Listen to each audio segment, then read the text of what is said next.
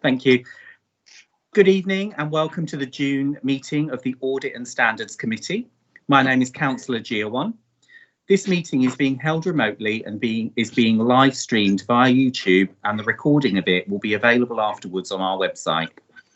Councillors and officers are reminded to put their mobile phone on silent, and if they have one near them. Councillors, please mute your microphones when not speaking, as this will reduce feedback and background noise and also saves bandwidth to prevent loss of connection. I will first do a roll call to check all members who are expected to attend are present. And as I say your name, please turn on your microphone and confirm that you're connected. Councillor Barnes. Councillor John Barnes, present. Councillor Mary Barnes, present. Thank you. Councillor Harmer. Present. Councillor Kirby Green. Present. Councillor Langlands. I haven't seen her yet. Present. Thank you. Councillor Norton. Yes, present. Thank you. And Councillor Thomas. Present. Thank you very much. Joining us today are Malcolm Johnston, Executive Director, Robin Venard, Assistant Director of Resources, Lisa Cooper, Monitoring Officer, Gary Angel, Audit Manager, Mark Adams, Customer Service Manager, Councillor Dixon, Councillor Mrs Mears, Councillor Smedley, and Mrs Rose Durban, our independent person. And I'd just like to take this opportunity to welcome you, Rose, to the Audit and Standards Committee of Rother. Thank you. Thank you very much. There are also two technical staff in the meeting to operate the live broadcast and to be on hand if there are any technical difficulties. So we have Chris and James. The Democratic Services Officer Committee Clerk today is Louise Hollingsworth. Members of the committee will be making decisions today by a named vote. Louise will call out each member in turn and they will either answer for, against or abstain. Members, please remember at this point to turn your microphones on again. Because of the new format, members are encouraged to make their comments succinct and pertinent to ensure the smooth running of the meeting.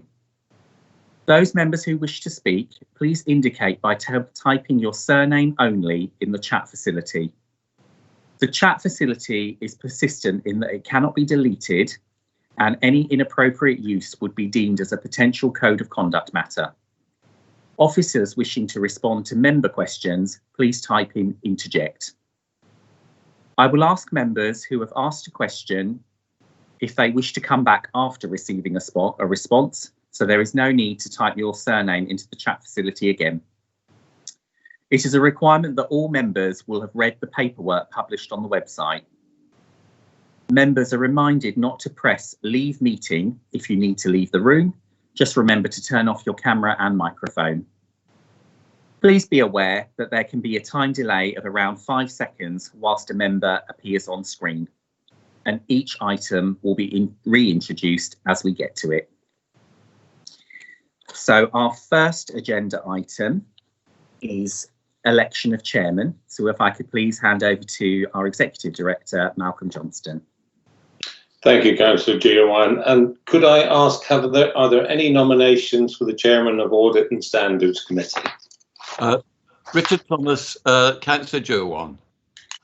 And do I have a seconder? Councillor Harmer, second. Thank you very much. Are there any other nominations? No.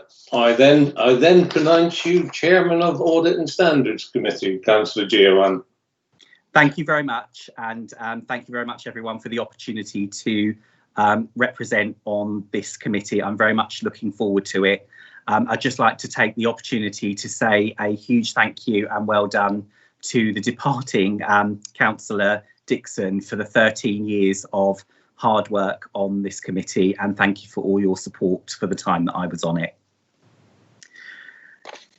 Thank you. Okay, so agenda item 2 is the minutes, to authorise the chairman to sign the minutes of the meeting of the Audit and Standards Committee that was held remotely on the 18th of May at a later date as a record of the proceedings.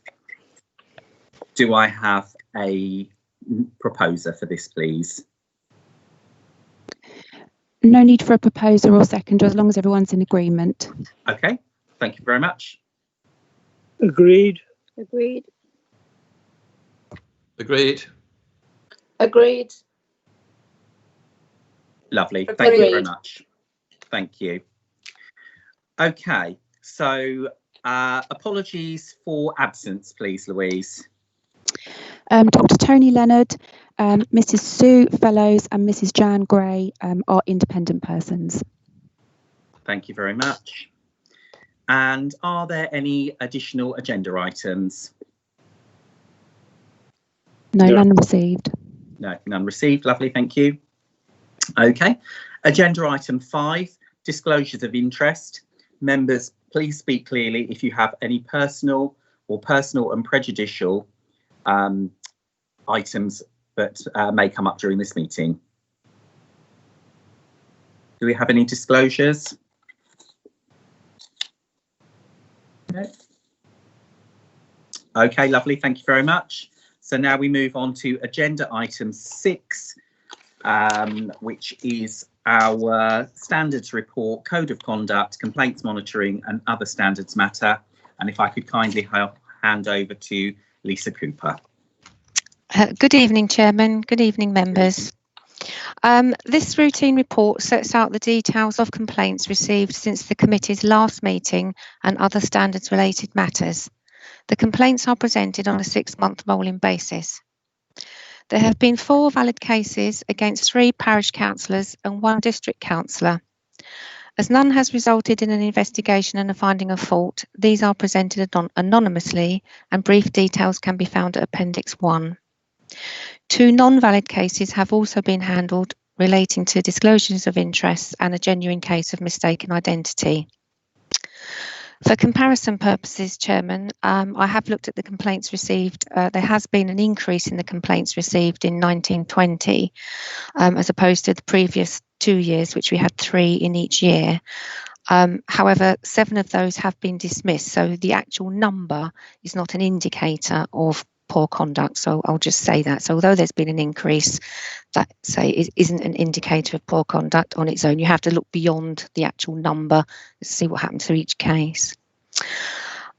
Following on, just outlining the report, Chairman, following on the appointment of Rose Durban and as part of her induction, I met with all 3 IPs and undertook a case review of all complaints received since May of last year.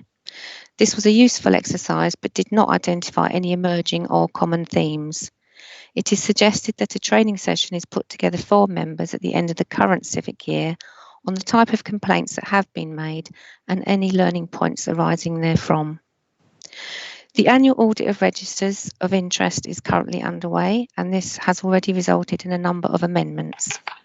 I understand there are 15 members or so who have yet to respond and we will chase them up in due course. Parish and town councillors continue to come and go and it's an endless task to make sure their registers of interest are received and published. I will report at the December meeting on any outstanding issues. That's my introduction to the report, Chair. So any questions or comments? Thank you very much. Any questions from any of us?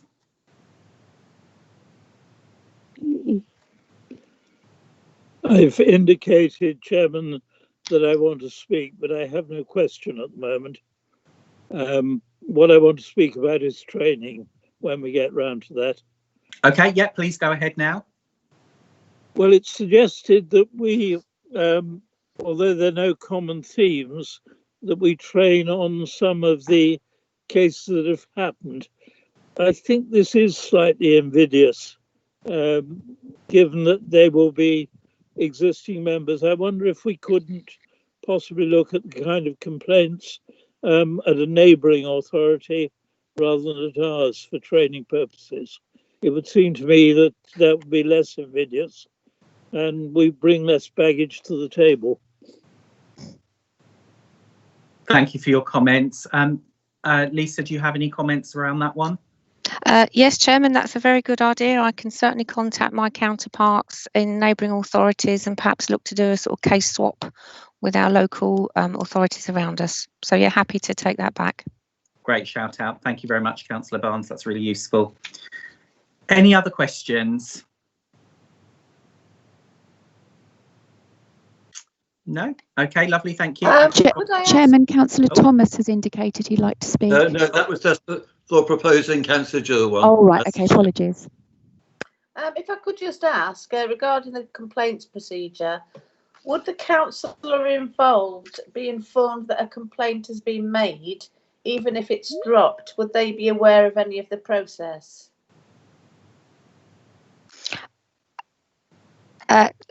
Chairman, a councillor is always advised if a complaint is made against them, yes.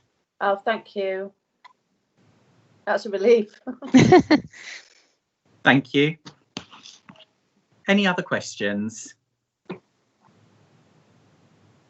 No? Okay, lovely. So the recommendation, it be resolved that the report be noted and that a training session be put together for all members on the type of complaints received, albeit from a neighbouring authority, and the outcomes as learning for all at the end of the civic year 2021. So could I have a proposer for that, please?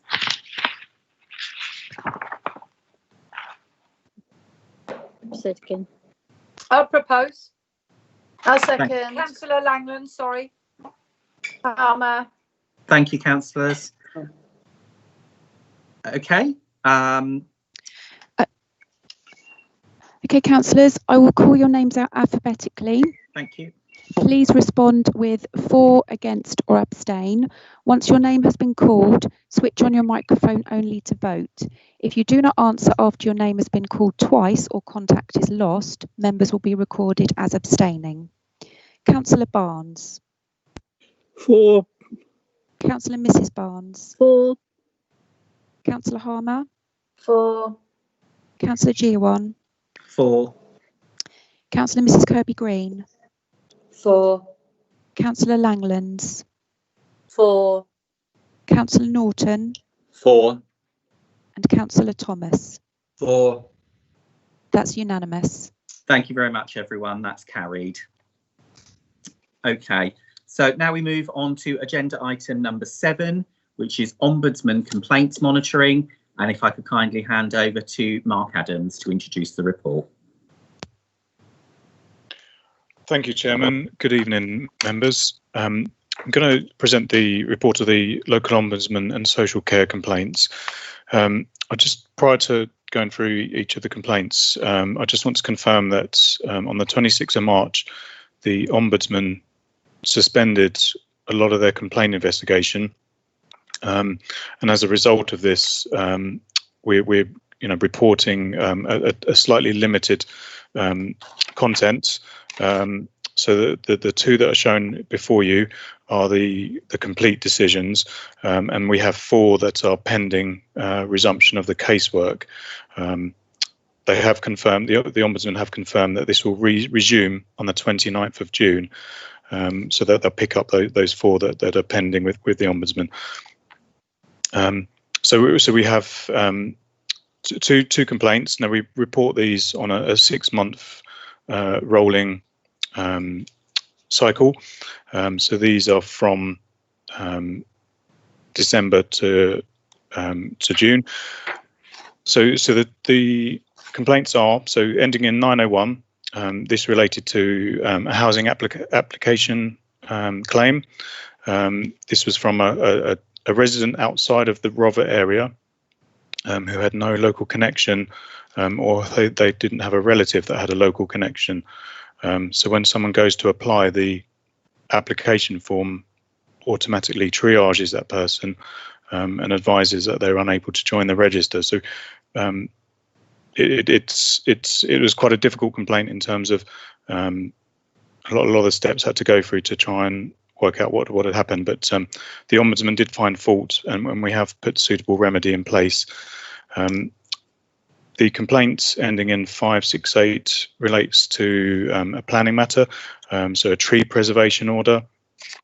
Now, the Ombudsman has decided that this is outside of their jurisdiction, based on that there's an appeal that's currently with the Planning Inspectorate. So these are our only two complaints for the reporting year of November to May. So we have one that is upheld, so where the council is found at fault, and one that cannot be investigated.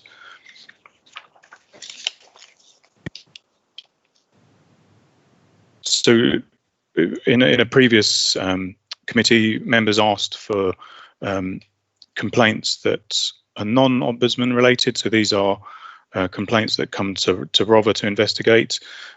So for the same period of 14th of November to the 27th of May, we received 139 complaints. Now, 8 of these were non-complaints, so these were service requests. So these were referred to a department to resolve. So we have to, if a department hasn't had the opportunity to look at someone's complaints or someone's service issues, then we pass these on to the department to try and resolve. If they're unable to resolve, then they're passed as a formal complaint. Out of the 139 complaints, 17 of these were resolved at what we call an initial stage. So these are non-formal complaint resolutions. So this is where we contact the customer by telephone and try to get a picture of understand their complaint and look at what measures we can put in place to try and get to the bottom of it and put things right if we can. We then have our stage 1 and stage 2 complaints. So this is where it's a formal complaint where we respond in writing. So we had 3 formal stage 1 complaints, and then we had 2 stage 2 complaints where a head of service would respond at that stage. And also we're in a position where we temporarily suspended complaint investigation following the coronavirus outbreak. So therefore, at the time of this report being published, we had 27 complaints that were awaiting determination or under investigation. I can now report that there is only 15 that are currently outstanding. So we did put a delay on our complaint investigation based on the adjustment period for the coronavirus outbreak side of things. But we've started the resumption of complaint investigation from the 1st of June. However, we have just extended the time frame of this to 40 working days, just to allow departments slightly more time to investigate. However, we are aiming to respond sooner than those 40 days. Thank you, Chairman. Happy to take questions. Lovely. Thank you very much. I believe Councillor Barnes has indicated. Thank you, Chairman. Paragraph 3. I'm grateful for the 139, and of those, I accept that the large proportion are properly treated as department service requests. I think it would be useful for us if we actually knew a little more, and I'm not asking for that tonight, a little more about which ones were successful and required action and which required no action of the ones that went beyond the 89, and some indication of trend. I've no idea whether this is a large number or a small number historically, and I've no idea about the outcomes of those that weren't treated as department service requests. So if somebody could think a little about that, and the next report we can take it a bit further. Thank you, Councillor Barnes. Yes, that is something that I can look at, providing some I suppose content or year-to-date figures, and look at, like you say, the trends in relation to which department is for, and outcomes.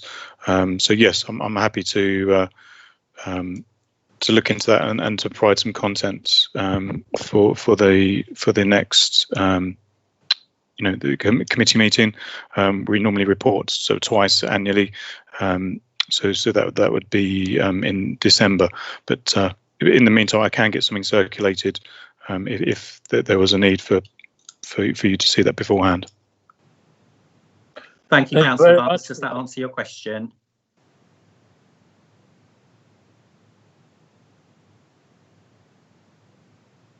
Does that answer your question, Councillor Barnes? Yes, I was grateful for the reply and for the further action proposed. Thank you. And that raises the same question that I was going to ask around that figure, that a high percentage of it, i.e. 89 out of the 139, were service requests. So I suppose the other avenue to consider is, do we need to perhaps look at the methods in which those complaints are coming through so that they are, I suppose, categorised correctly as service requests before they get to that stage. But that's something that we can certainly take forward. Councillor Thomas has indicated, please. Just first of all, Chair, I'd like to support Councillor Barnes in saying it would be very useful to know which complaints were judged justified and which ones were unjustified. And on top of that, I've got two further points. The first one was in relation to the Ombudsman complaint that was upheld. It says there that there were remedy measures in that specific case. It would be good to have an assurance that the actual process has been changed, so there can't be a repetition. That's the first point. And the second point is that on paragraph 5, you talk about reviewing the cases according to the length of time that they've been outstanding. Can I take it they're also triaged on the basis of what are the more serious and what are the more trivial? Just reassurance on those 2 points, please. Thank you, Councillor Thomas. Yes, I'd just like to give you a reassurance. We would look at the prioritisation of any complaints that is received based on I suppose severity. If there is certainly risk to public health or safety, they would certainly be given a priority.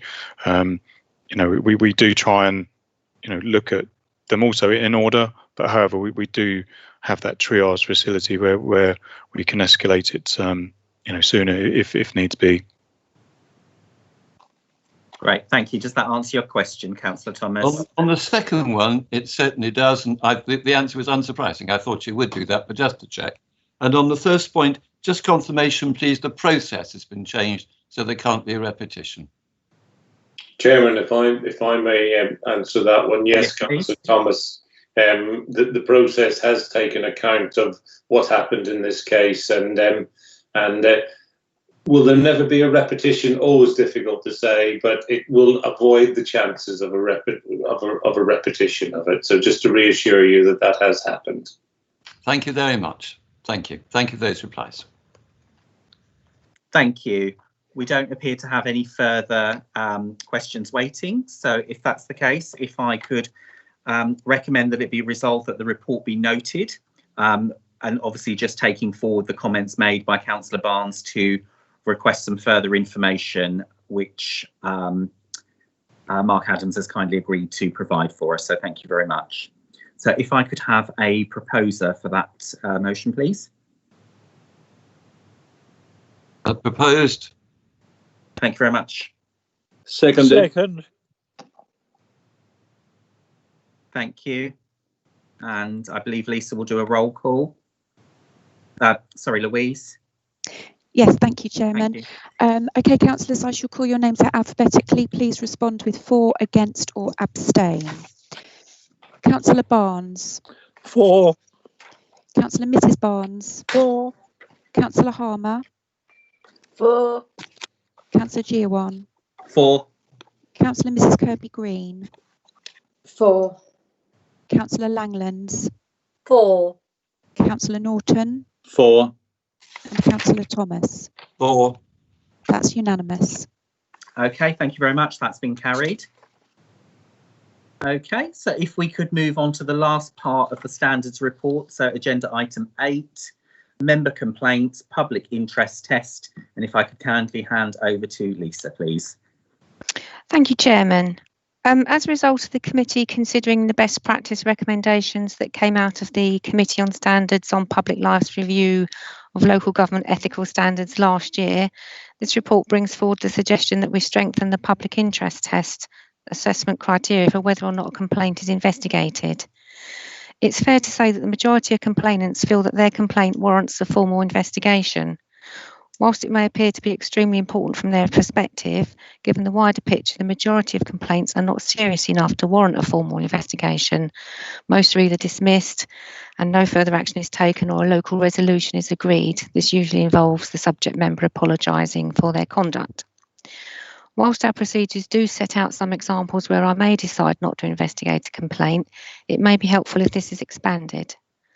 Following research, as outlined in the report, Appendix A would be a starting point, and it's suggested that I work on this in conjunction with yourself, Chairman, and our independent persons. Given that the committee considers standards matters fairly infrequently and usually only twice per year, it was suggested that any changes be agreed with the Chairman. However, I'm more than happy to bring this back to committee if members would prefer. So, any questions, Chair? Thank you. Do we have any questions?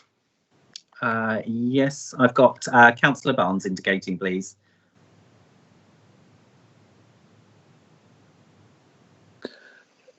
When I looked at this, Chairman, I wasn't sure that Gateshead's 7 really added very much to us. You're never going to be able to achieve an exhaustive list. The important point, I think, is to make it clear that not every complaint will be pursued. I'm not unhappy if you and Lisa look to see if we can improve our wording slightly. But I think there is a danger in setting out it in figures as if somehow we're going to arrive at an exhaustive list of exclusions. I prefer our format, even if you actually want to extend the wording. Thank you.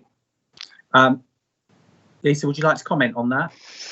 I mean, the suggestion came from members to look at it, but I'm more than happy if at the conclusion of this piece of work we decide that actually what we have is sufficient, then that's absolutely fine. It's your call as elected members as to what goes in our arrangements, and so yeah, we can work on it and bring it back to the committee maybe for further discussion. Okay. Any other questions on that from any of the members now? No. I think just from my perspective, I think it would be good to review it and tweak it where necessary, but I totally agree that it's not a big piece of work that needs to be undertaken, but I think there is value in the suggestions made previously in having a revisit and just tweaking it where necessary. So It's just whether or not we would want to bring it back to committee, or whether everyone's happy just for myself, Lisa and the independent persons to review it. Chair, I've indicated. Hello, Chair, I've indicated. Yeah, please go ahead. I rather like the idea actually of the Gateshead system. It does add something, I think. For example, number 3, it refers to where the complaint has already been investigated, and so it would prevent duplication. We went along with that proposal. And number 4 suggests that it may be simply out of time. And I mean, I think those two things are processes that are often taken account in legal systems, so there's no double jeopardy, and there's also a sense of the time limit. So I think there are useful things in the Gateshead document that we could consider seriously. I mean, I'm quite happy to go with the system which is set out in the recommendation, but just to say, I don't think we should dismiss that out of hand. I think there are some interesting ideas there which deserve looking at. That's all I'm saying. Agreed. Thank you very much. Okay, so I have no other members indicating at this time. So, sorry, Chairman, can I just add yes, on responding to that, just to say that we do have that 6-month sort of criteria in ours as well, Councillor Thomas. So that is sort of set out that anything older than 6 months normally wouldn't be entertained. But yeah, it would depend on the case. And also, Chairman, if you wouldn't mind, if I'd like to propose we add something to the work programme. Members may have seen today that the LGA have launched a consultation into a new draft model code of conduct, which I circulated to you all. And I propose to bring a report to your July meeting. So if I could just flag that up now, rather than stay till the end of the meeting for the work programme item, if that's okay. That's lovely. Yeah, thank you very much. Thank you. Okay, Chairman, so can I say, Chairman, yeah, just before you move to a vote, can I just say through you to Councillor Thomas, I don't disagree with a more extensive list. I really prefer our format to the rather repetitive format of Gateshead, but very happy if other grounds are actually included in our list. Very happy with Councillor Barnes' suggestion. lovely. Thank you. Okay, so the recommendation, it be resolved that delegated authority be granted to the monitoring officer in consultation with myself as the chairman of the committee and independent persons to devise and agree a revised public interest test to be incorporated into the council's complaint documentation and all members advised accordingly. Could I please have a proposer?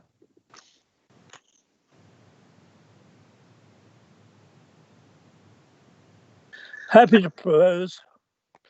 Thank you, Councillor Barnes. And a seconder? Yeah, Seconded. second, Councillor Harmer. Councillor Harmer, thank you. And Louise, if you would do a roll call for us. Okay, please respond with 4 against, abstain. Councillor Barnes. 4. Councillor Mrs Barnes. 4. Councillor Harmer. 4. Councillor Giawan. 4.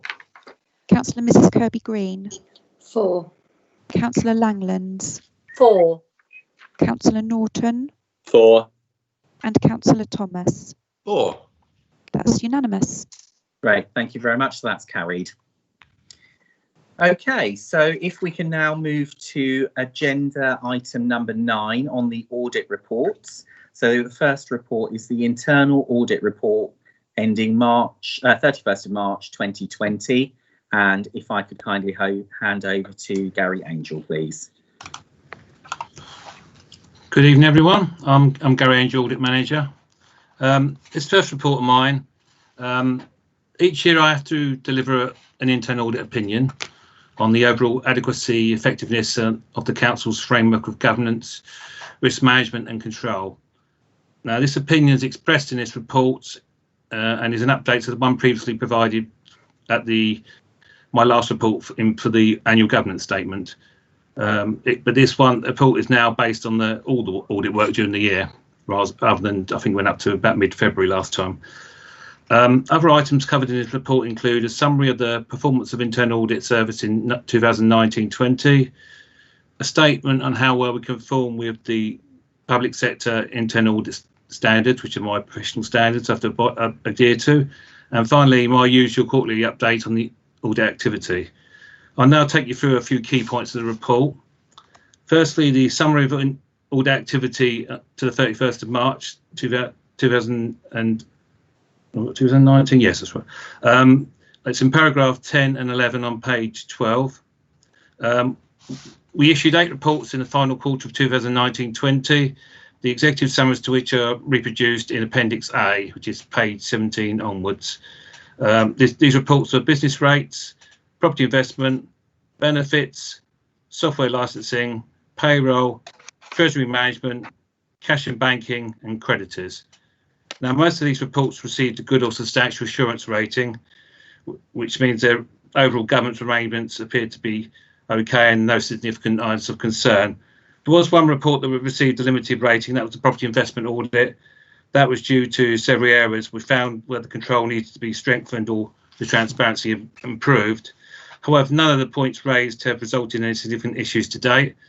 And the head of service for acquisitions, transformation and regeneration, Ben Hook, has already confirmed at last meeting that all of the audit recommendations will be implemented. Now, a little bit further on, I will be happy to take questions on these reports have been issued, but please bear in mind, I've not had a chance to do any follow-up action on these because we've agreed that I wouldn't do any follow-up this quarter. So I may not be able to tell you the latest position on all the recommendations. Next section I want to mention is overall performance in 2019-20. This is paragraphs 12 to 14, starting on page 12. Firstly, I should start by saying that in 2019-20 was a particularly challenging year for internal audit. We already were behind schedule even before the COVID pandemic struck, and then when the crisis hit, we really struggled to function at all. This has resulted in fewer audits being completed than during the year than would otherwise have been the case.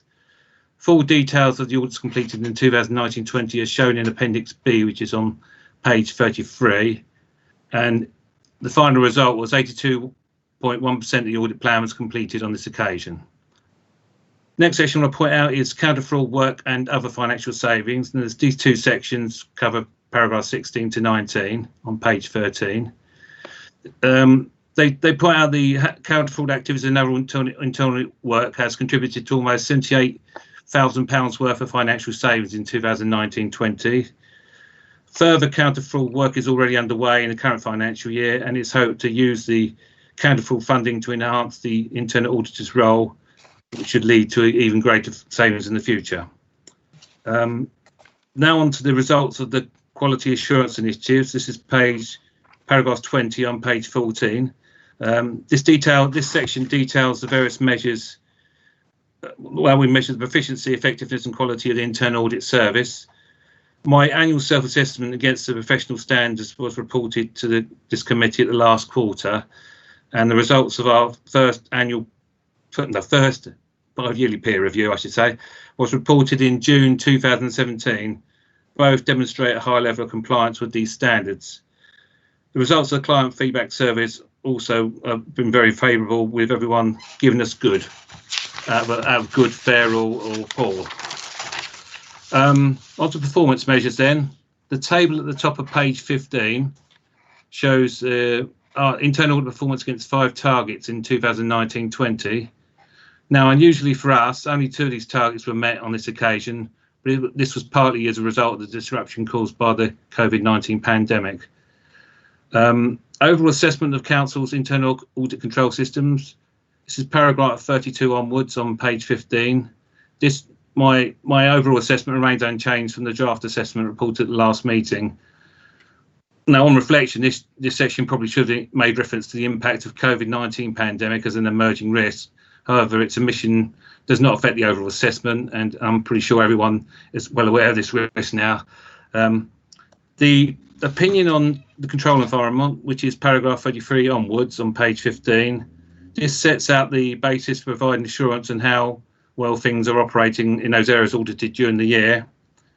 If we look once more at Appendix B, which is on page 33, we can see that only 2 audits had received a negative or limited assurance rating in the year, and the vast majority of control objectives reviewed have been met, at least in part. This leads me to my conclusion in paragraph 37, which is on page 14. The key point to note here is that despite a number of issues found during the year, we always find some issues during the year, I'm still of the opinion that the Council's framework of governance, risk management and control is adequate and effective. And finally, the last section I'm going to refer to is whistleblowing activity. I've been asked to produce this every year to show what whistleblowing cases have come to me, and to update members on how many cases there are and roughly what they were to do with. I think it's the appendix in C on page 34 shows the table of all the cases, and I think it's fairly self-explanatory. So I'm happy to take questions, Chairman. Thank you very much. We have 2 members indicating. If I could start with Councillor Mary Barnes, please. Yeah, thank you, Chairman. It's 2 questions, really. I was contacted the other day by someone in my patch who is relocating his business from London and is now proposing to run his office from home. He said, I've tried ringing the council, but nobody seems to know the answer to this. I feel I should be paying business rates, but can you tell me whether the criteria is that, I wait to be contacted? What exactly is the situation? That's my first question. So I'll ask the second one because I was reading through the report and was quite interested in this. it says that listed buildings are not being inspected often enough. And I just wondered, what is the reason that it makes it special that listed buildings have to have a special mention? It's something to do with the monitoring of empty buildings, but particularly the listed building ones. I wasn't aware that they got inspected. So those are my two questions. Right. Okay, Sharon. On the first point, yeah, I think if you're operating a business from home, you may need to be registered for business rates. I think it would be normal in those cases for the business to contact the council, because we would never know you existed otherwise. I don't know what else I can say on that one. On the point of inspecting listed buildings, is because if the listed building is empty, it will remain exempt from business rates indefinitely. So if they become occupied, we need to know about it so that we can get charging business rates. So it's important that they are inspected from time to time to see if they become occupied. Hope that answers the point. Thank you. And Robin Venard would like to comment on that, please. Thank you, Chairman. Just for Councillor Barnes, if you forward me details of the person who's contacted you, obviously I'll have a chat with Chris Watchman, and we'll see if we can respond directly to them rather than deal with it within this meeting. And I think in terms of overall inspections, clearly we have to prioritise overall our inspections and trying to make sure we maximise our return, and whether the listed buildings would be an issue or that a part of that, obviously we consider at the time. So, but it is obviously an area, as Gary has pointed out, that we would inspect if we had sufficient resources to do so. Thank you, Chairman. Thank you, Councillor Mary Barnes. Does that answer your question? Yes, it does. I hasten to just tell you that he wasn't trying to avoid business rates. He just couldn't find anyone at the town hall. Nobody knew who to put him through to. So at least I know the answer to that. So thank you. Lovely. Thank you very much. And next we have a question from Councillor John Barnes, please. Chairman, I don't know how you want to handle this, because I've got one or two questions on the appendices. Okay. But for the moment, really, I'm focusing on paragraph 30 on page 15 on the main report. And it may be that this was a product of particular circumstances this year, but if not, it's slightly depressing if management are not responding in a timely manner. So I just wanted to highlight that and ask a little about it. Okay, thank you. Yeah, if we can address that now. Yeah, there's three cases out of 18 it was that were delayed. One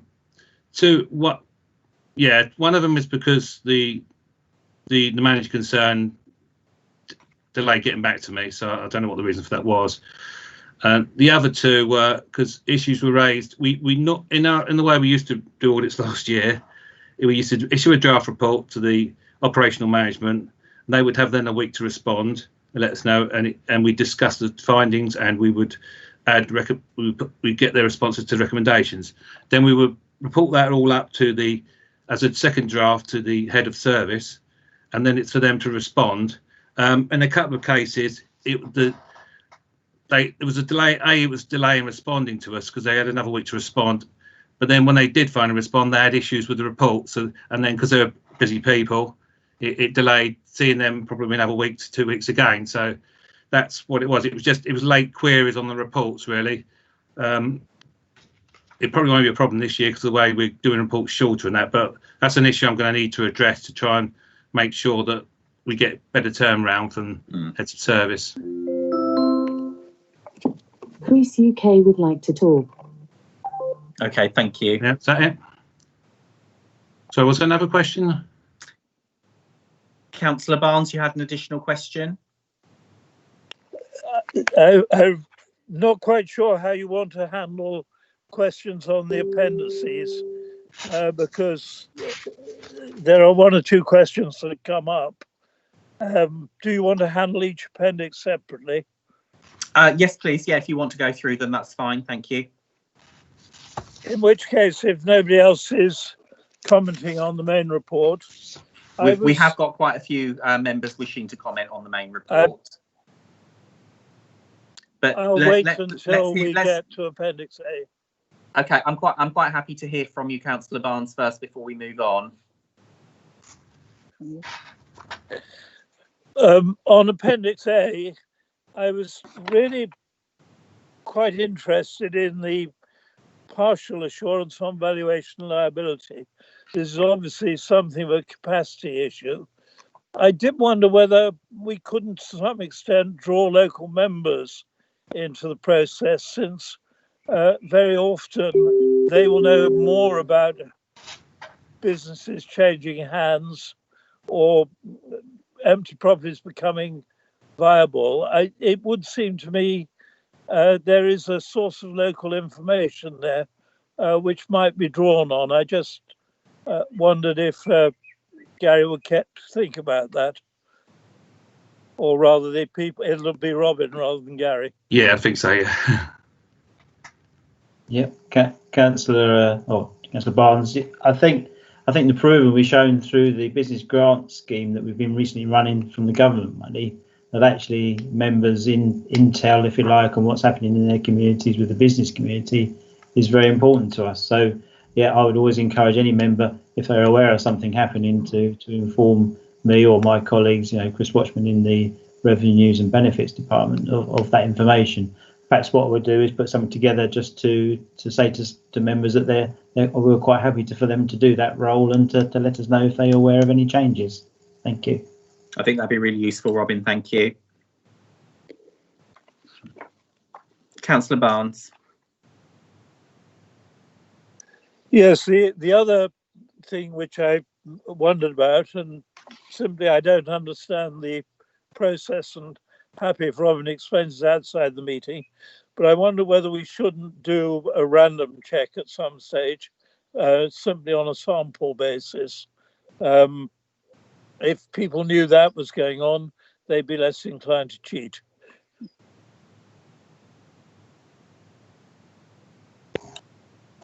Yeah, Chairman. Obviously, that is something we do. We do sort of risk assess some of the businesses area, and we have the tools within the department that enable them to identify where there is potential risk of fraud from businesses. And Gary's team as well does work on this. So, I think that's definitely something we do. I will say, obviously, resources is the key to this, and we are doing reviews. We're trying to get a review done of the visiting team so that we can actually make them focus much more on income generation, and part of that would be fraud identification and reporting. Thank you, Chairman. Great, really useful. Thank you. Councillor Barnes, any further questions? Not on that appendix. Lovely. Thank you very much. Okay, Councillor Drayson, you've indicated, please. Yes, it's a very small point, actually. I know I brought it up last year, I think, to this committee. It may have been to another one, how much I dislike the term whistleblowing. And in Appendix C, it even more comes to mind that should just say internal matters raised or something. So it's just a general comment, and I'm still going to put the challenge down because I can't think of something, but something better than this word whistleblowing. Thank you, Chairman. Yes, I recall us having this discussion before, and I think, I think at the time we kind of decided that it wasn't a suitable word that we could replace it with, given that it's become more of an industry term, and obviously by having our own word, it can sometimes muddy the purpose of the policy, I suppose, but still open to suggestions as when we get them. Thank you. Yeah. Thank you. Could I just say something? Yes, please. Yeah, I'll take your point. It's the negative overtones and that, but it could be seen as even more negative if we aren't open about having a whistleblowing process. And sorry, I was saying without saying the word, but I would point out that government.uk use it. All our neighbouring councils use it, and including County Council. NHS England use it. ACAS use it. Even the whistleblowing charity Protect use it. In the Act, which the whistleblower is a third, well, it isn't mentioned in the Act. It's a Public Interest Disclosure Act 1998. It doesn't use the word whistleblowing, but it does use the word protected disclosure. I think if we had a protected disclosure procedure, no one would understand what that meant. So it's a case of making it easy for the public to report any issues, I think. Chairman, I surrender. Lovely, thank you. Robin, did you want to interject with that one, or have we missed? Was that a previous one? And that was a previous one, Chairman. Oh, we covered that. Yeah, thank you. Sorry, I didn't catch that one. Lovely, thank you. Okay, and Councillor Thomas, you've indicated, please. Thank you, Chair. Here I have to emphasise that I'm new to this committee, and so my question may be, naive. I don't know. But when I looked through Appendix A, that struck me, and this is not a criticism, obviously, of the people carrying out the auditing, but it's a criticism of the actual processes that they were auditing. If we look at Appendix A, this is where we see that the council's performance does not look to be as satisfactory as it is in other areas. In fact, we find that of 5 different areas audited on page 20, 4 out of 5, the actual result of the audit is that what's happening is less than satisfactory, you might say. And specifically, I'd like to highlight the point about risk registers, because as I understand it, the point of the processes which are involved in property purchases, the point of those processes is to ensure that members are well informed when those decisions are taken. And yet, on page 21, we read the following. At present, risk registers are only produced for development projects after the sites have already been acquired. No document is therefore produced to analyse and measure the risk prior to a decision being made to proceed with the purchase. This means that risks which might otherwise influence the decision to acquire the land may not be properly considered prior to completion. So when we actually look at this, it does seem, just looking at it, as I say, this is my first appearance on this committee, it does look as if the whole processes around acquiring property are in need of drastic overhaul. And this is particularly so because whereas with fraud we were talking about £6,000 or so, here we're talking about 35 million. And so it seems that there, when you look at what the council is doing, that involves the expenditure of the largest sum of public money, this is where the oversight seems to be slipping the most. Now, that's just, as I say, a possibly naive response, but I'll be very interested to hear the response of the officers and so on to that. Thank you. Shall I go first, go at that? Yes, please. Thank you. Yeah, I mean, fair point. There are a lot of issues that come out of this, but none of them were substantial in their own right because we can't see that anything has gone wrong or resolve it. I should bear in context that I think the council is learning, officers are learning with each purchase a way to do it. I don't think they've done it quite the same all the way through because they're trying to improve as they're going along. There seems like a lot of issues coming out from very small areas, but it depends how you quantify the areas, of course, and how many issues there are. I don't disagree with Councillor Thomas's comments in the risk register section because it's my wording you were reading out. So I think that it should be risk register before we acquire development property, and I think that head of service has now taken that on board. So, okay, brilliant. Yes. So, thank you. Where you said they've taken that on board, is that something that we will hear about at a later stage, or is there a timeline to that? I don't know what Ben's proposal is for implementing it, but because of course you've got to bear in mind since I've issued this report, there's been no further purchases. So, okay. I will obviously, when I follow up recommendations again, I will follow that one and find out what's happening. Yes, but please. he did assure the committee last time that he was going to take up the recommendations. So hopefully that's correct. So great. Thank you, Councillor Thomas. Does that answer your question? It does on that point, but I think it's worth noting this goes right the way through this particular section of the audit report. So we're also told there's been a lack of due diligence. The council hasn't necessarily received all legal documentation following the completed purchase of an acquisition. And so it seems to me there is an overall pattern, I think, of slackness. And if this hasn't had any bad results, that seems to be more the result of luck rather than judgment. So I think I'd like to see a sort of sense that this is something that does need to be tackled urgently and that we're dealing with a very important matter. I think I'd like to see a little bit more of the sense of that. Would you like me to respond on the due diligence one? Yes, please. Yeah, I mean, these are small things. Just because it's the lack of evidence of due diligence, I think, is the issue here, not the lack of due diligence per se. Mm-hmm. And to clarify what I mean by that is, people, you know, when you get a survey, you might say certain things need to be, maybe the electrics need replacing, or there's something wrong. You might say, well, we're not going to worry about that because we're going to rip it all out anyway and replace it, and it's reflected in the price or something like that. But the trouble is, it's all up here and not written down. So it's difficult for us to come along X months later to see that all the things were properly considered.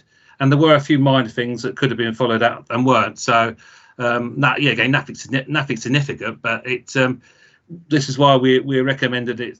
All the points are written down, and if they discount them and they don't want to pursue them for whatever reason, they can at least put the reason why there. And when the head of service, or head of paid service signs it off, you can be happy that everything that needs to be looked at has been looked at. So that's where we're coming from that point.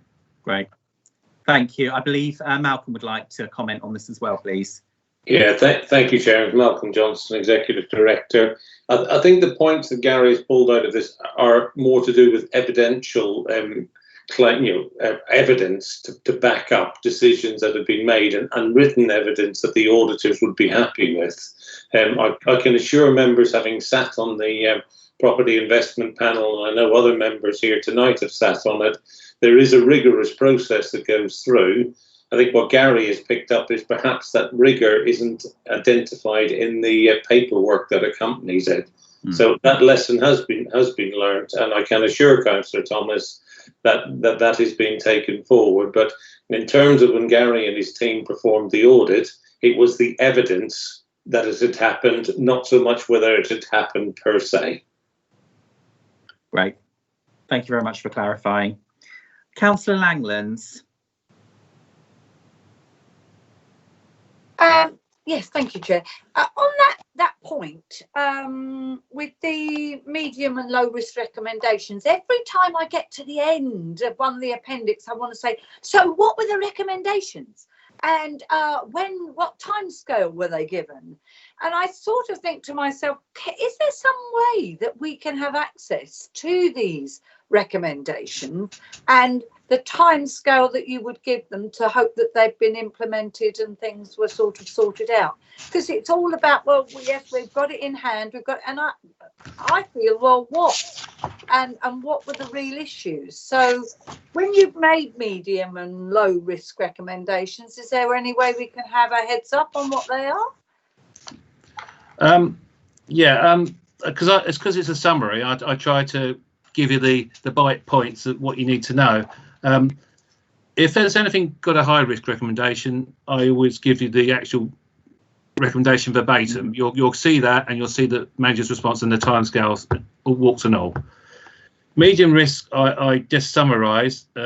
All those bullet points really are they're not quite how the recommendations written, but they are they include another recommendation and a bit of background so you can understand them as well. Right.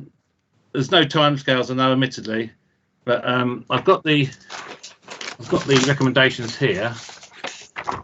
Bear with me 1 second. Actually, on timescale issue, that was interesting because I did notice on page 31, on approval of invoices with no purchase order, there's a problem whereby invoices with no purchase order can be coded and approved, and this hadn't been resolved from the last audit. So it had been highlighted. So, you know, I sort of think, oh, right, that was a recommendation, but nobody's done anything about it. Yeah. So, but I didn't know it was a recommendation. It'd be nice to be able to have some idea of what you've recommended, when you expect it to be completed, so that we can at least review it, can't we then? Yeah, no, I'll take your point. Some of these recommendations, the medium risk recommendations on the property investment one, to do with the property assessment method, the first one, that's February 2020, so that should have been done by now. Is it? How do we know? How do we review that sort of thing? I would follow it. I would follow it up normally, but if you remember, I'm not done a quarterly follow up this time, so no, I do understand that. Yeah. Yeah, if I'd done that, I would have been say, oh yeah, that one's gone now if it's gone. So Right. hopefully they will have. I mean, no reason to disbelieve Malcolm's what said about it. So they should have all been taken on board now. But there's a few of them, like the risk register one. I won't be able to demonstrate that until we actually buy another development property because Yeah. and there's been no. I don't think they've bought anything since sort of November last year. So this didn't go out till February this year, 2020. So there's been nothing since the report's been issued. So a few of them I just have to take it on good faith that they will do it when they have the next purchase. Yeah. Yeah. Okay. It would be nice to see some records kept about how that's been addressed and when it's been. Yeah, but really, my follow-up is your way you find out if stuff is outstanding. Yeah. The business on the creditors one is because it's a new system and they're fairly minor configuration issues. There's no major problems have occurred because of them. It's just it's my team's job to highlight the risks of not putting these things right. So we'd like to get them sorted, but it's probably going to need a bit of technical input to sort most of them because they're flaws in the build by the looks of it. And I know as much about you two as how to fix that. So it needs someone that knows the system inside out to be able to fix that. Possibly Unit 4 or working with our system administrator maybe. Okay. Great. Thank you. Councillor Harmer. Thank you, Chairman. Again, like Councillor Thomas, this is my first meeting and finding my way around rather. 2 points really. First, to thank Robin Binnard, because certainly in the early days in my ward of St Mark's, Little Common, he's been extremely helpful and supportive with the business grants and speedy. My second point is a question. If a business has applied successfully for a business grant, I know one or two have, are they also able to claim for the self-employed help as well? Brendan, I'm going to have to defer to Robin Binnard on that one. Robin, can you help me with that one, please? Thank you, Chairman. Yeah, thank you for those kind comments, Councillor Harmer.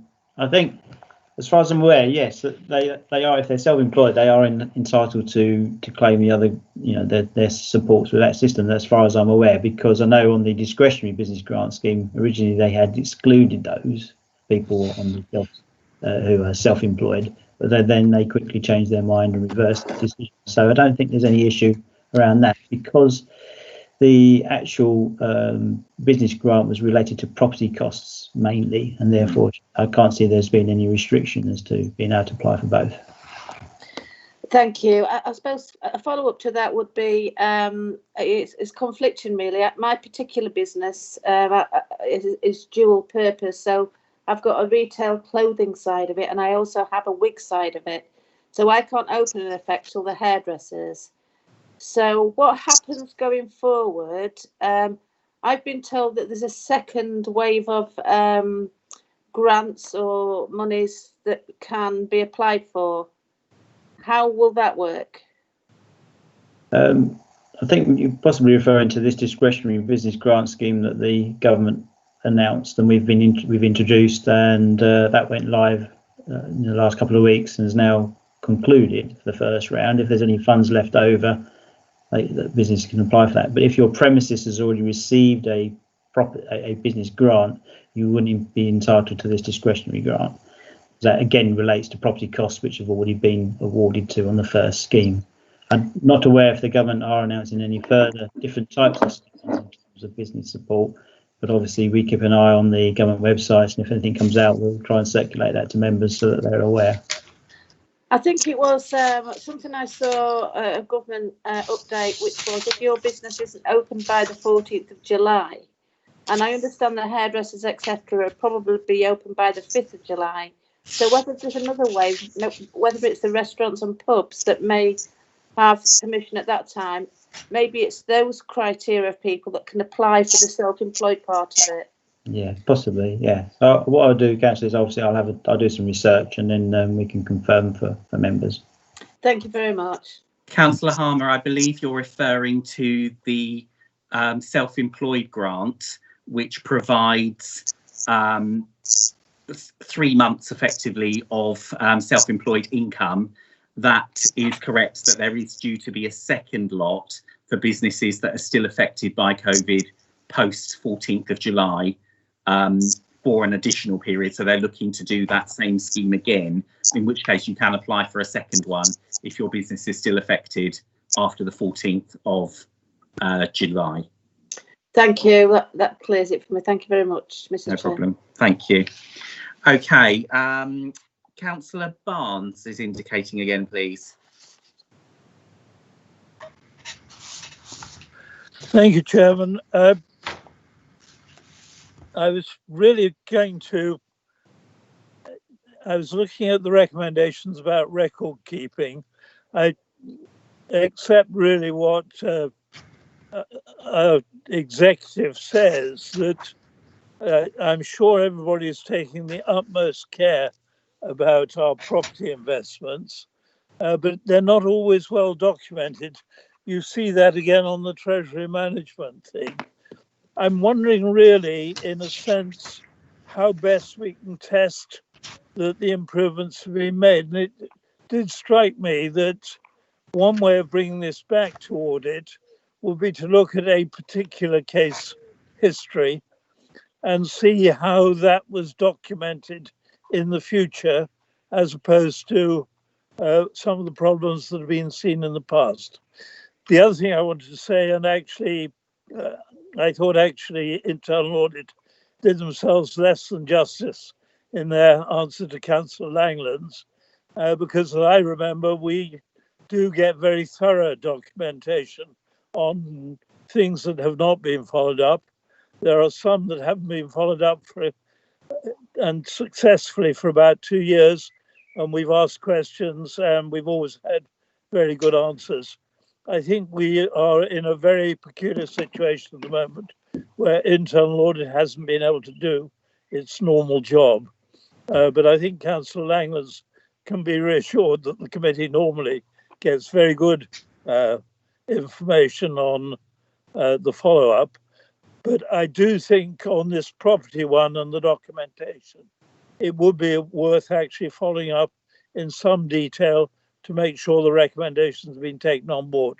Perhaps one of the acquisitions that are going ahead at the moment is the best one to follow through to see how that's been documented and how the risks have been assessed. Yeah, yes, Councillor Barnes, yeah, and we can certainly report back to the next committee on the property investment audit if that's what the members would like me to do. I only go to the head of service concern and get his responses and report those up. As for recommendations in general, I mean, all these reports that have got anything other than good have had some recommendations, and they like I say, the key points are highlighted in the bullet points of the summaries. I would normally follow those up each quarter, as you know, and thank you, Councillor Barnes, for your kind words about how I reported up. But so ordinarily, for example, on the I'll just pick one at random, cash and banking. If I come back and when that audit has gone by, if all those recommendations are implemented, because I do a desktop follow-up, and providing I'm happy with the response, I will then say they will be implemented if they've said that. But they won't appear anymore then on the list of the outstanding audits. But if, for example, for argument's sake, there's a medium one there, risk one there that isn't followed up, that will be highlighted on the list. It would say cash and banking date it was issued, and it would say that medium was outstanding. Then what normally happens, as Councillor Barnes has referred to, if they hang around for a bit longer, councillors often ask me to get a bit more detail on why they've been outstanding so long, and then we go into the ins and outs of it. So it's really sort of keeping it at a high level so we don't bog you down in too much detail. But if you want more detail, we can give you more detail. But so I hope that's it. But so it's just really just if you want a bit more on the property investment, I can follow that up in the next committee, or the next quarterly committee. It won't be the next one, but the September one. Thank you. Yeah, I think that'd be useful, and you Yeah. know, I appreciate that you can't put everything within that, but I think it's reassuring to know that the detail is there if any members choose to follow up a particular thing that we can ask for. Yeah. So thank you. Okay, and lastly, and waiting patiently in the wings, Councillor Vinehall, please. Thank you so much, Chair. I have been waiting patiently, and I appreciate that I sort of came to the meeting. I hadn't intended to, but I saw the property investment panel, and I thought I wanted to listen to the discussion on that. And I think it's been really interesting, and I think Councillor Thomas raised some really useful points. And I thought that I might be able to add something which could help, hopefully. You know, it's been an interesting year. I think the property investment panel was intended, as I understand, to be able to make or facilitate quicker decisions because of the commercial nature of purchasing properties, which often moves quite fast, and that's a good thing. And there is this balance between transparency and commercial sensitivity, which is understandable. But the first thing that we had when we took over the administration was to find out that a property had been bought at Barnhorn Green. Some members will know about that. And we only found out after the sale had been completed, and the offer had been made literally in the month of the PERDA, and that was sort of quite upsetting, really.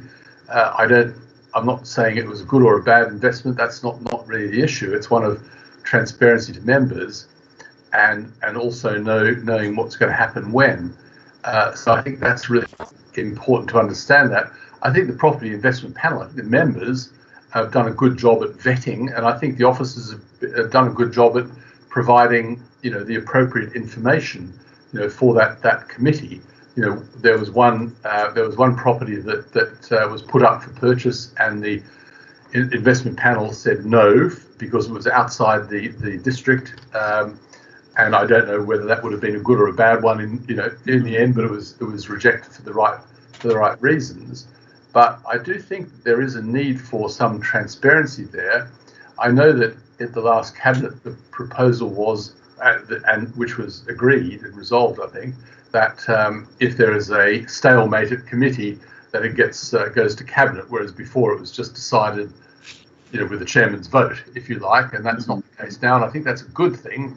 It did require, which I put forward, that all members who would be making a decision at cabinet actually have some property investment training, because it's a highly complex area, and I think and officers too, because there are officers on that panel or advising that panel who do not have that as their expertise, and so we all need to recognise we need to be trained to that level.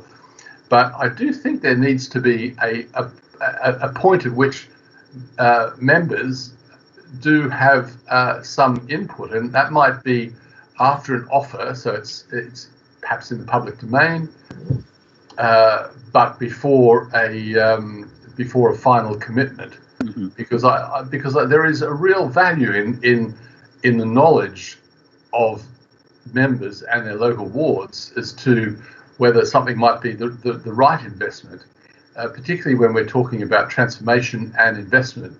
And particularly since the whole premise of property investment was based on the differential between what we can receive as income and what we pay, because we have a very low interest rate with the Public Works Loan Board, and that Public Works Loan Board rate went up, and therefore our return went down, potentially making investments riskier.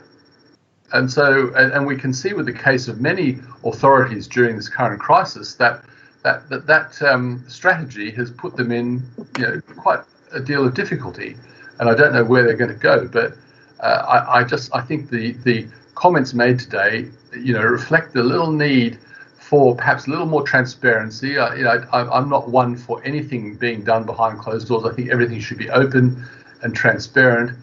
But you do have to let committees get on with their job. You know, you can't stop committee work, and committees are there to make decisions or recommend decisions, and it's a fine balance. But I think, you know, between letting committees get on with their work and allowing the broader cohort of members have an input, and we have to get to that point.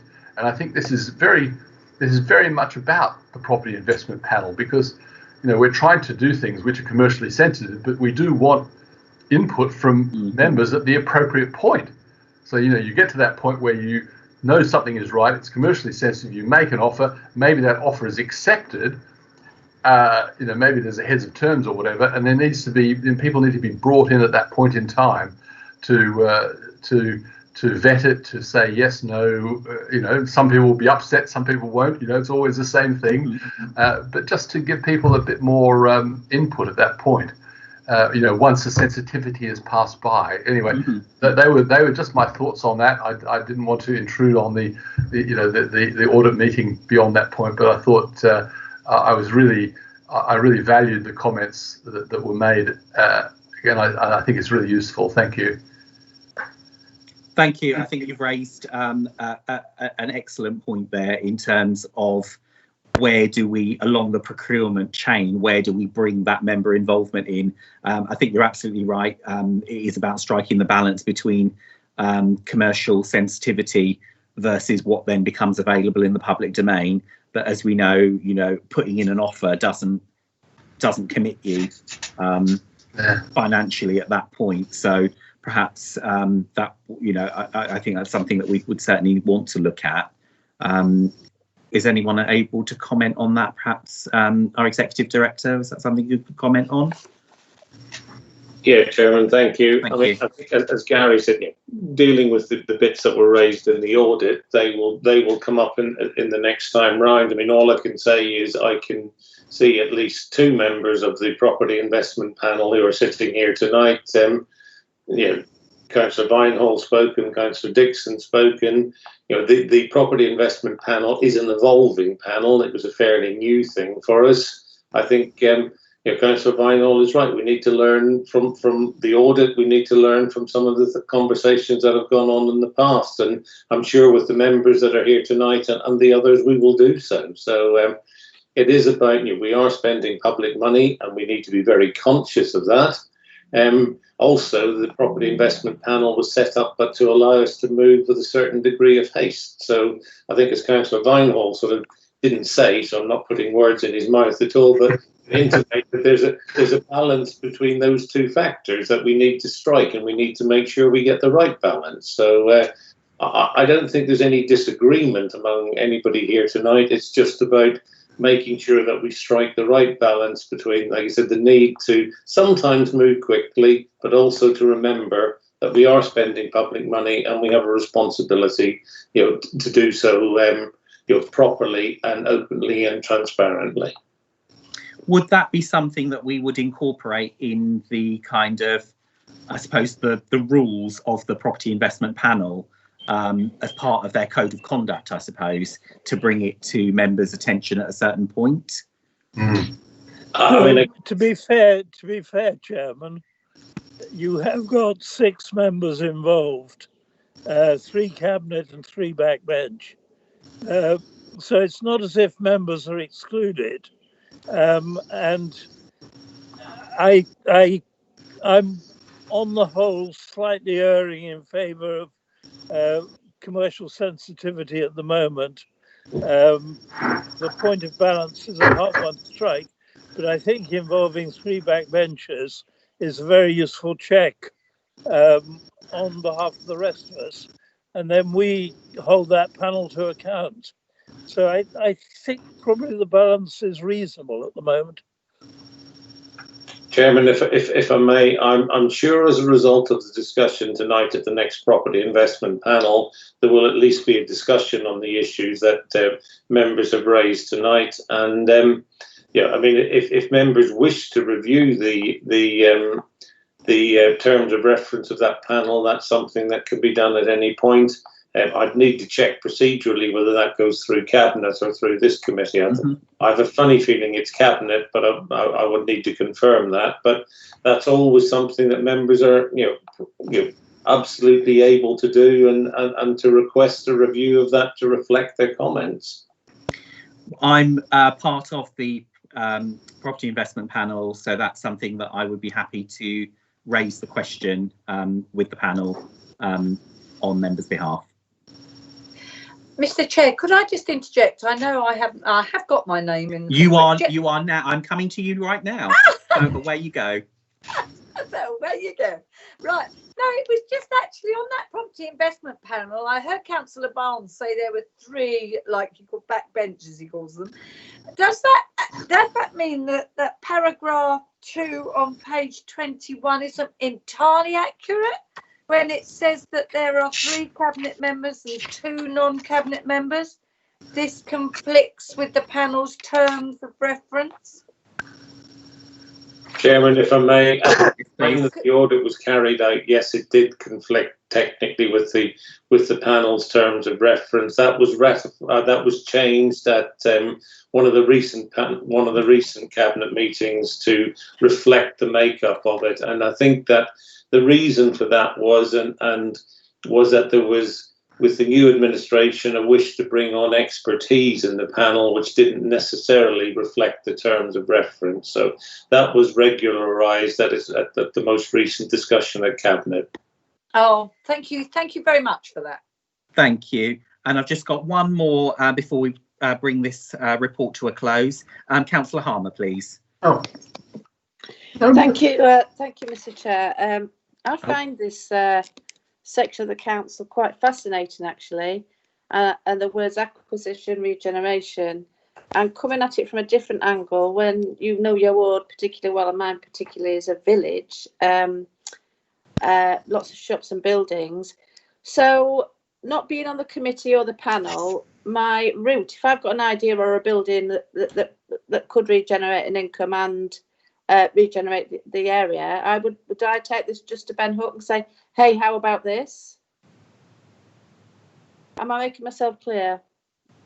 Basically, if I think there's a good acquisition in Little Common, and I've got a good idea of how it might regenerate income apart from an actual rent, etc., but it could regenerate the area, would I just take my idea directly to Ben Hook? I would have said so. I don't think there's a process in place to notify anyone formally. I think it would be a discussion between yourself and an officer, effectively, to raise it at the appropriate time. Okay, thank you. It's just that your ward council tends to know a bit of inside, such and such may be in trouble or something may be coming to market, instead of the committee and the panel having an updated, I guess it's some sort of amazing big estate agent that sends some lists through of things that may become available. But occasionally you'll find that your ward councillor may know information on the ground a little bit sooner, maybe. Lovely. Councillor Vinehall could answer that one, actually. Chairman, thank you very much. I think you're getting a few questions you may not have expected there. And the property investment panel are a nice group of people, but one, I think transparency is absolute paramount. I mean, it feels a little hidden away, and it shouldn't do that. And I do think in looking back over the year and back of what things have been done, the panel has been, if anything, conservative, which is a good thing, because once again, looking back across the country over the last few months, there's many authorities who perhaps have not been as careful, but perhaps they've been a little their desire to create income has been the driver, and perhaps we haven't created income that we hoped for. But often what you hope for is not what you need. In terms of looking at anything, I think anything that comes along that any of us see as a potential opportunity should be brought to the council. And the first port of call is Ben Hook or an executive director, because they can't see everything that's coming along. The estate agents can't see everything that comes along. And I know for a fact that in our own village we had one very large site, which I think actually the council looked at but rejected, but would have been a fantastic transformation site. So I think it's really up to us as members to identify those things, and that's really off the track of the audits committee. But hopefully that helps. Thank you, Chairman. Thank you. I know I was going to just about to bring this report to a close, but I would very much welcome the comments from our former chair, Councillor Dixon, please. Thank you, Chairman. I just wanted to comment as a former member of the Property Investment Panel. What is mentioned in the report about the property that wasn't purchased, and in fact we didn't take forward, was I think a bit of a landmark within the Property Investment Panel. Members actually rejected an officer's recommendation. I don't think officers were expecting that, and it led to rather a frank discussion about how the Property Investment Panel worked. And since then, I think members have had much earlier sight of properties that are being considered. We input a lot earlier, and I don't think those issues will happen again. I think the working of the Property Investment Panel now is far better and much more of a two-way street rather than the rubber stamping of officers' recommendations, which I think it may have been before. So I'd like to reassure certainly Councillor Thomas that what was happening is now not happening at current. Thank you. Great. Thank you very much. Okay, so the recommendation, it be resolved that the internal audit report to 31st of March 2020 be noted, and that the audit manager's opinion on the control environment, paragraph 37, be approved. If I could have a proposer, please. Yes, I'll propose it, Councillor Langlands. Thank you, Councillor Langlands. And a seconder? Second, Councillor Thomas. Thank you, Councillor Thomas. Louise, if you would do a roll call, please. Okay, councillors, please respond with 4 against, abstain. Councillor Barnes. 4. Councillor Mrs Barnes. 4. Councillor Harmer. 4. Councillor Giawan. 4. Councillor Mrs Kirby Green. 4. Councillor Langlands. 4. Councillor Norton. 4. And Councillor Thomas. 4. And that's unanimous. Thank you. In that case, that's been carried. Thank you. Okay, so now we move on to agenda item number 10, internal audit plan update. And again, this is for Gary to introduce. Thank you, Chair. Those members who were at the last meeting will recall that the audit plan originally planned for 2020 had to be withdrawn because it could no longer be delivered because of the changing situation. This report sets out the challenges currently facing the Internal Audit Service and reiterates the new approach which we propose to adopt subject to member approval in order to address the issues. I just want to take you through a few bits in the report. Now you've got the new approach. This proposed new approach is on paragraph 8 onwards, on page 36. And it's got a little progress update on each of the points, because I raised these last time, if you remember, I mentioned them verbally. There's 5 points. Replace the 2021 audit plan with a quarterly plan, devise faster mechanism for reporting audit findings, remind management that internal audit are here to help, temporarily halt follow-up action, make allowance and finally make allowances for potential redeployment of the internal audit staff. Now, if approved, these measures will be adopted until such time the impacts of the COVID-19 pandemic, the impact on normal council business is significantly reduced. So we might have these measures in place for some time. The audit plan 2020-21, it's in paragraphs 10 to 15 on pages 37 and 38. Now, a key part of the new approach, as you will well be aware, is the move from annual to quarterly audit planning. The first quarterly audit plan is shown in Appendix A, which is on page 40. Now, this outlines the work we plan to undertake in the second quarter of 2020-21. Members will note it lacks some of the detail you'd normally expect to see in an audit plan, those that have seen my audit plans before, such as a distinction between the audit and consultancy work and the inclusion of individual time allocations. Now, that both these things are because it's unclear at this stage how much of the work the task will involve and which will go beyond giving advice and evolve into short focused audits. We're trying to do a light touch, but touch on all the important business risks. The report also includes an indicative plan, which is in Appendix B on page 41. Now, this is showing the plan of work we might be undertaking in the next 6 months. The purpose of this plan is just to inform members what other audit work is on the horizon. quite a few of those audits will then roll into the next quarterly plan. I should, however, emphasise that both the quarterly plan and the 6-month indicative plan I will be keeping under review, and their content may be subject to change depending what risks I identify by talking to heads of service and things. So if something more important comes along, something might get bumped down the list.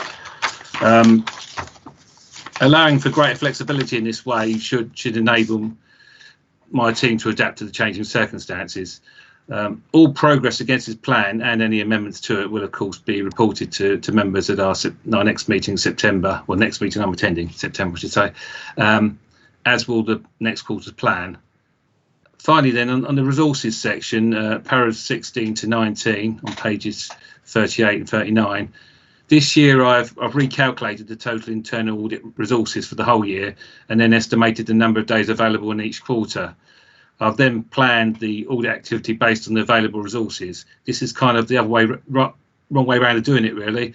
But in the current circumstances, I don't know what resources we really need to fulfil the council's audit requirements. So I've had to assume that our current resources are sufficient. But, you know, that will be refined as time goes on. The results of this exercise can be found in Appendix C, which I've wrongly labelled Appendix B. It's the second Appendix B. It's the one on page 42. So that's the report. Happy to take any questions. Thank you. We don't have any questions at the moment. I would just like to take the opportunity to say thank you for all the work that you've done on it against, obviously, a challenging backdrop. And I know during the chairman's brief, one of the things we spoke about was how you could perhaps collaborate with other audit managers from neighbouring authorities, so you don't feel like you are trying to invent the wheel on your own when there might be other best practices out there, which was just something that we spoke about, and I know you took that on board, so thank you. So if we have no questions on that one, if we can move to the recommendation, it'd be resolved that the new approach to internal audit work as set out in the report be approved and adopted until such time as the impact of the COVID-19 pandemic on normal council business is significantly reduced, and the internal audit plan for 2021 Q2 be approved. If I could have a proposer. Happy to propose, Councillor Kirby-Green. Happy to second, Councillor Norton. Thank you very much. Louise, roll call, please. Yes, thank you very much, Chairman. Councillors, please respond with 4 against, abstain. Councillor Barnes. 4. Councillor Mrs Barnes. 4. Councillor Harmer. 4. Councillor Giawan. 4. Councillor Mrs Kirby-Green. 4. Councillor Langlands. 4. Councillor Norton. 4. And Councillor Thomas. 4. That's unanimous. And that's carried. Thank you very much. And moving on to agenda item 11, impartiality of internal report. If I could ask Councillor Dixon to introduce that one, please. Thank you very much, Chairman. And in introducing this item, can I thank you for your kind words, and can I thank the officers and members of this committee who I've been working with over 13 years on this committee, and I'm so glad that the standard of debate, the standard of questioning tonight shows that this committee has gone from what used to be called the Tumbleweed Committee by a former leader of this council into a committee that is actually asking the right questions and making sure that we are doing what we should be, and that is questioning and auditing. So I'm very glad to leave this committee in good hands with you, Chairman. Thank you. Moving on to the report, for the last meeting I said that I would be carrying out this exercise, an informal conversation with the 3 auditors that we have in internal audit, an informal conversation to check that they are not influenced in any way in changing their reports. I'm pleased to report back that I had those conversations. All 3 auditors, apart from grammatical or factual errors, have not been asked to change any reports. The head of internal audit also should have unfettered access to the chairman of this committee so that he can bring anything to his attention. I can also confirm that Gary has spoken to me on several occasions in the past year, and that I would give the impartiality a clean bill of health. I also recommend that we continue to do this as good practice from here on. Thank you, Chairman. Superb. Thank you. Any questions on that one? Yes, I think we have. Councillor Barnes.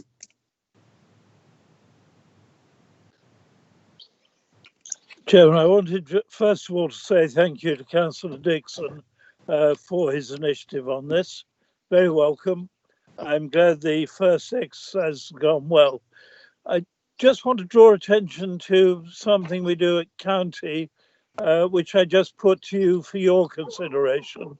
At County, 2 or 3 of us meet with the head of internal audit.